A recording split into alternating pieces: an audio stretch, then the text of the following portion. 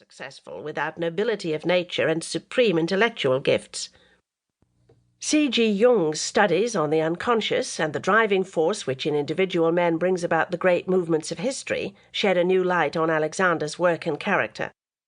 Dr. Gilbert Murray's 5 Stages of Greek Religion, The Rise of the Greek Epic, and translations of Greek plays, C. Selkman's 12 Olympians, Werner Jaeger's Paideia, and many of the dialogues of Plato all contributed to provide the material for Part 2.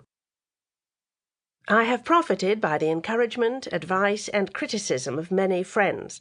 I mention gratefully these names: Mr. John Hunt, who read every chapter; Dr. Redvers Ironside, who gave special attention to the chapter on the city-state; Mr. and Mrs. Donald Phillips, aided in many ways. Without the assistance of Mrs. Phillips, a student of the C.G. Jung Institute of Zurich, the pages dealing with the myths and Jung's philosophy would not have been clearly expressed for the general reader. Valuable help was given by my nephew, R.L.S. Blackadder. Others whose useful suggestions were adopted should be mentioned: Mrs. Van Sommen Godfrey, Dr. Elizabeth Senior, Dr. Patricia Jevons, Mr. Peter Hunt, Miss Elise McMichael, Dr. Ethel Browning, and Mrs. Gina Franklin. Their interest and appreciation encouraged me to continue an apparently interminable task. I am indebted to Mr. Cuthbert Wilkinson for help with the reading of proofs and the compilation of the index, and to the following publishers, who have kindly permitted me to use quotations from their books: the Cambridge University Press, Jonathan Cape Limited, Chatto and Windus, the Clarendon Press, Constable and Company Limited, J. M. Dent and Sons Limited, the Encyclopaedia Britannica Limited, the English Universities Press Limited, Hodder and Stoughton Limited, Henry A. Laughlin, Routledge and Kegan Paul Limited, Longmans Green and Company Limited, Methuen and Company Limited, the Oxford University Press, Paul R. Reynolds and Son, New York, C. A. Watts and Company Limited, the Thinkers' Library. I should also like to thank most warmly the staff of the London Library for their assistance in tracing quotations from ancient authors, and my publishers for helpful cooperation throughout the passage of this book from the typed manuscript to the completed volume. Agnes Savill. Part 1, Chapter 1.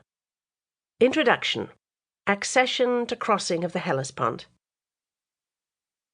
Alexander the Great has had a magnetic attraction for many writers who have approached the subject from angles varying with their emotional reaction.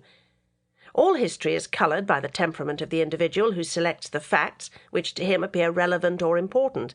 No doubt I am no exception. Puzzled by the contradictory accounts of the character and the aims of Alexander of Macedon, I delved into many volumes, both hostile and friendly, but found no convincing evidence that a man with such enchanting promise in youth had degenerated into the drunken tyrant and megalomaniac depicted by his detractors. Such attributes were inconsistent with the fact that, whether present or distant, he could always rely on the implicit obedience of his officers, strong and remarkable men. Of few, if of any, great captains has that been recorded.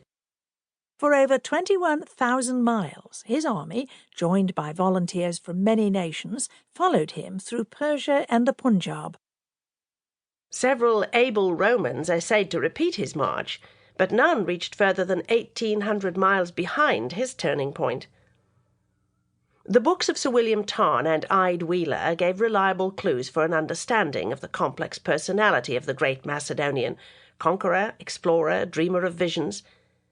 Thus it happened that during a period of convalescence I had time to ruminate over the extraordinary story, and was impelled to compose a summary which might interest the general reader, who in these days knows too little of the history of Greece. Nor am I the first to have found consolation from the fascinating subject.